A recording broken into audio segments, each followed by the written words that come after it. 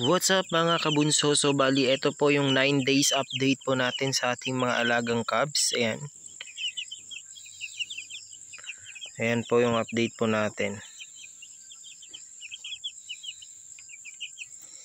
Hinilipat na po natin dito sa malaking kulungan. Kasi ayan, medyo ipit na sila sa maliit na kulungan. Di gaya nung una. Ayan.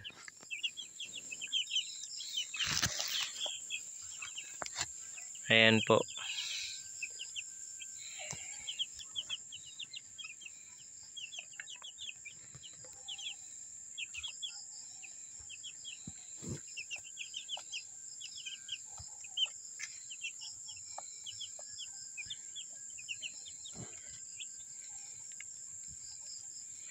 So yun lang po mga kabunso. So thank you for watching.